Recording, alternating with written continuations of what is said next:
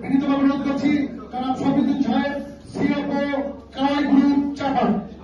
মঞ্চপুষ্ট সম্মানিত ব্যক্তিত্ব এবং বিশেষ করে আজকে যারা আপনার সামনে আছেন সাংবাদিক ভাইরা এবং বিভিন্ন প্রিন্ট এবং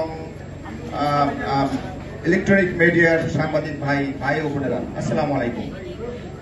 আসলে আজকে আমরা এখানে কেন উপস্থিত হয়েছি এবং আমরা কারা, এখানে প্রথমে আপনি যার কথা শুনলেন এটা হলো @DigiJobs এর কর্ণধার বা সিইও। এরপরে আমরা যারা আছি আমরা হলাম KRT, কাওয়াই, রিজদা এবং আপনার ট্রেডমিল। আমরা একটা গ্রুপ। এই গ্রুপের আসলে কাজটা কি? এই গ্রুপের কাজ হলো যে জাপানে আমাদের যে কোম্পানিটা আছে কাওয়াই গ্রুপ, সে একটা কোম্পানি না, তার একটা গ্রুপ এবং সে বিভিন্ন কোম্পানি এবং তার বিভিন্ন প্রজেক্ট আছে। তার এগ্রিকালচারাল প্রজেক্ট আছে, তার বিভিন্ন মার্ট আছে। সে বিভিন্ন দেশ থেকে আইটি এবং ইঞ্জিনিয়ারকে সংগ্রহ করে জাপানের বিভিন্ন কোম্পানিতে প্লেস করেন এবং তার অনেকগুলো লাইসেন্স আছে, যে লাইসেন্সের মাধ্যমে সে ভিসা সহজীকরণ করতে পারেন, সে লোকদের নিয়োগ করতে পারেন এবং প্লেসমেন্ট করতে পারেন। সংক্ষেপে বললাম, বাট অনেক বিরাট গ্রুপ একটা। সেই গ্রুপের সাথে আমরা সম্পৃক্ত, অর্থাৎ আমরা এখানে যারা রিজদা আছি, রিজদার কাজ হলো যে ট্রেনিং করা।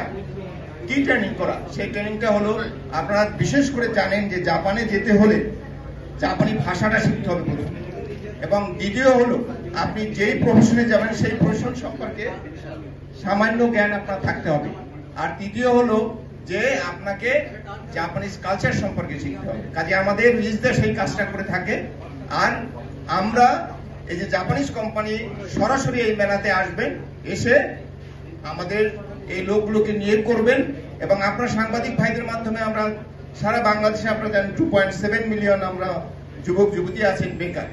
আপনি বাংলাদেশে আনাচে কানাচে এটা পৌঁছে দিতে পারেন যে জাপানে একটা সুযোগ হয়েছে, একটা বিশাল সুযোগ হয়েছে, সেখানে আমাদের ছেলেমেয়েরা যেতে পারে।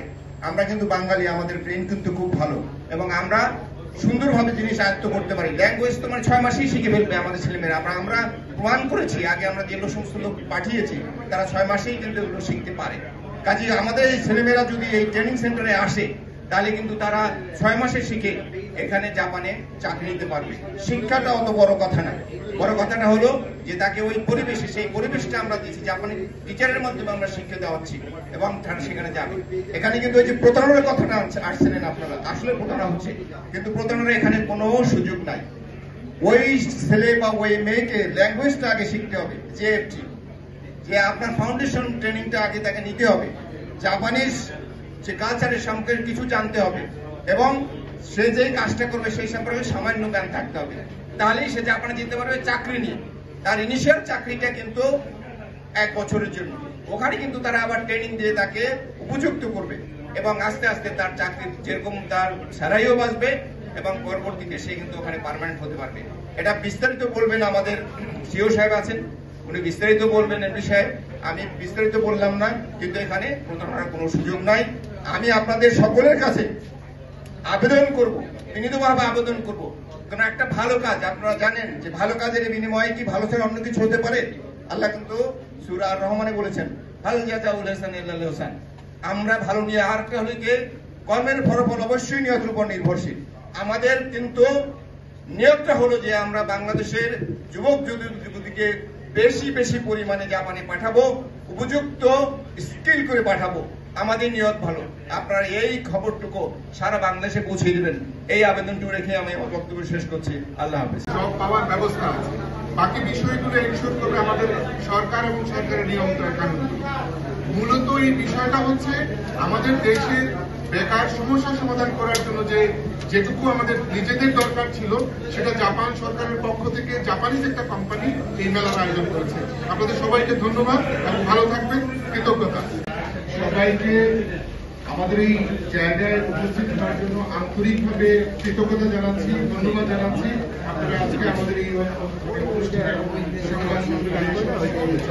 আপনাদের সবাইকে আমরা কৃতজ্ঞতা জানাচ্ছি। আবার আমি শুধু দুটো কথাই বলব, বাংলাদেশে এই জব সেক্টরে আমাদের সবচেয়ে বড় সমস্যা হচ্ছে একটা নিশ্চিত জব পাওয়া। আমাদের জন্য অত্যন্ত সৌভাগ্যের বিষয়, যে কারণে আমরা নিজেরা সম্পৃক্ত হয়েছি এইখানে, যে আমাদের সৌভাগ্যের বিষয় যে জাপানিজ প্রায় 40টা কোম্পানি আমাদের এই বাংলাদেশের ছেলেমেয়েদেরকে জব দেওয়ার জন্য একটা জব মেলার আয়োজন করেছে। এই যে জব মেলার আয়োজন করেছে, এইটা বাংলাদেশের মানুষের জন্য